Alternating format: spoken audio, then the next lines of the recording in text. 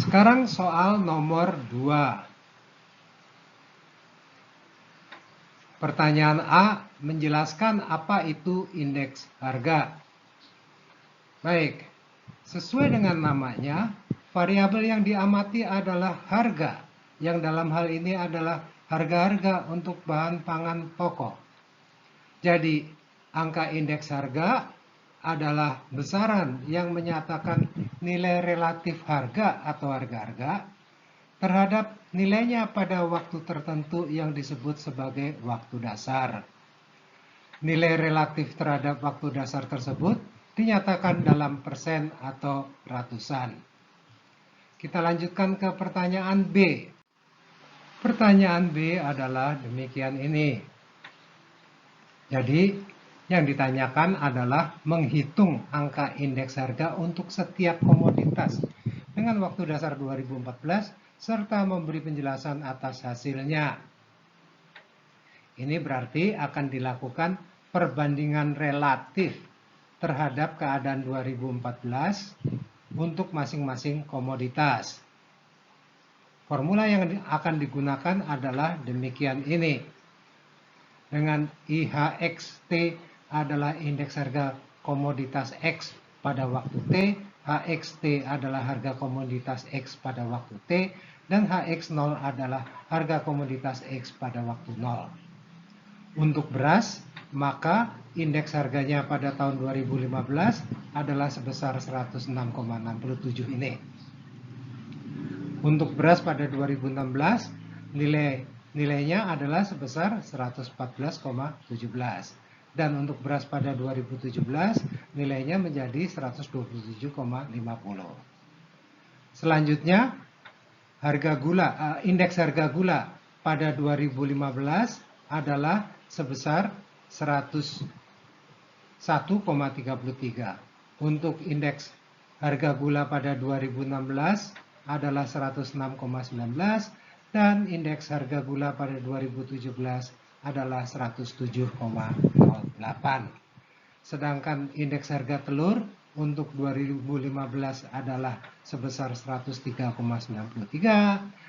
Untuk tahun 2016 adalah sebesar 106,74 dan untuk tahun 2017 adalah sebesar 125. Penjelasan yang mungkin bisa dilakukan adalah bahwa pada 2017 terjadi kenaikan harga yang agak lebih tinggi dibandingkan sebelumnya, terutama pada beras dan telur.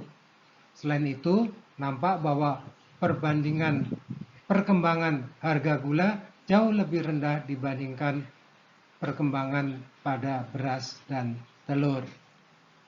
Kita lanjutkan ke pertanyaan C. Pertanyaan C adalah demikian ini. Jadi, yang ditanyakan adalah membandingkan dua metode pengukuran angka indeks harga, yaitu Laspers dan PASI, serta menjelaskan mana di antara keduanya yang lebih baik. Baik, metode Laspers menggunakan penimbang adalah waktu dasar, sehingga lebih mudah dalam penyediaan data. Data penimbang hanya perlu dicari untuk sekali saja, yaitu pada waktu dasar. Tentu saja ini mengurangi biaya pengadaan data. Dengan dibuat konstannya kuantitas penimbang pada waktu dasar, maka perubahan yang terjadi menjadi lebih murni karena perubahan harga. Pada situasi harga-harga yang meningkat sehingga konsumsi cenderung menurun, adanya penimbang yang tetap sebesar pada waktu dasar menyebabkan hasilnya menjadi overstated. Sebaliknya, untuk metode PASI yang menggunakan penimbang adalah waktu akhir. Dengan berjalannya waktu, maka harus disediakan data penimbang yang diperbarui. Ini tentunya menimbulkan tambahan biaya. Akan tetapi, dengan penimbang yang selalu diperbarui, maka hasilnya lebih menggambarkan pola konsumsi yang up to date. Maka kesimpulannya adalah keduanya mempunyai kelebihan dan kekurangannya. Bila data yang diperlukan adalah sangat rumit dan memerlukan waktu pengumpulan yang lama dan mahal, maka metode Laspers adalah lebih baik. Apalagi bila kuantitas penimbang relatif tidak terlalu berubah dengan berjalannya waktu. Tentu saja secara berkala, waktu dasarnya perlu diperbarui sehingga mampu mengakomodir perubahan kuantitas penimbang yang telah terjadi. Kita lanjutkan ke pertanyaan D. Pertanyaan D adalah demikian ini.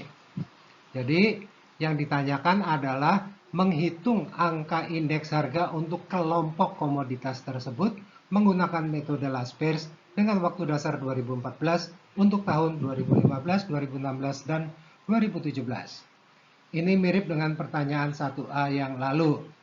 Untuk itu, mari kita panggil formula yang diperlukan yang demikian ini. Dengan IL T menunjukkan indeks Laspers pada waktu T dengan PIT adalah harga-harga komoditas pada waktu T, PI 2014 adalah harga-harga komoditas I pada 2014 yaitu waktu dasar, dan QI 2014 merupakan kuantitas penimbang pada 2014 atau pada waktu dasar. Jadi, sesuai dengan formula dan pertanyaan pada soal, diperlukan data harga-harga komoditas untuk tahun 2014, 2015, 2016, dan 2017, serta kuantitas penimbang, yaitu untuk tahun 2014, agar dapat menghitung berbagai besaran pembilang dan penyebut yang demikian ini. Seperti pada soal 1A, akan ada proses perkalian dan penjumlahan yang berulang, sehingga lebih baik bila menggunakan Excel.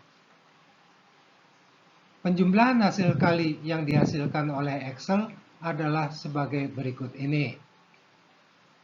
Sehingga penerapan formula tadi dengan hasil Excel menghasilkan hal-hal sebagai berikut. Indeks Laspers 2014 adalah 100 sesuai status tahun dasarnya.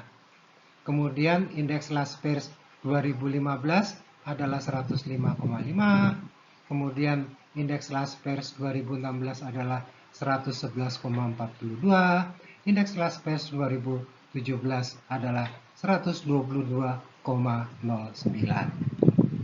Kita lanjutkan ke pertanyaan E. Pertanyaan E adalah demikian ini. Jadi, yang ditanyakan adalah menghitung laju inflasi berdasarkan angka indeks harga konsumen yang dihasilkan sebelumnya. Catatan, tidak ada pertanyaan dan jawaban tentang indeks harga konsumen sebelumnya, sehingga perlu diasumsikan bahwa indeks harga yang dihitung sebelumnya itu diasumsikan mewakili indeks harga konsumen yang dimaksud. Juga tidak ada rujukan waktu atau tahun untuk dihitung inflasinya, maka perlu diasumsikan bahwa berdasarkan data yang ada, maka maksud soal adalah menghitung laju inflasi 2015, 2016, dan 2017. Tidak mungkin menghitung laju inflasi sebelum dan sesudah waktu tersebut karena tidak ada data yang untuk menghitungnya. Baik, kita panggil formula untuk menghitung laju inflasi berikut ini. Sesuai formula tersebut, maka inflasi 2015, 2016, dan 2017 tentu saja memerlukan data IHK 2014, 2015, 2016, dan 2017. Semua data itu telah tersedia sehingga dapat dihitung laju inflasinya. Laju inflasi 2015 adalah sebesar 5,05. Laju inflasi 2016 adalah sebesar 6,03 dan laju inflasi 2017 adalah sebesar 9,58. Kita lanjutkan ke soal 3.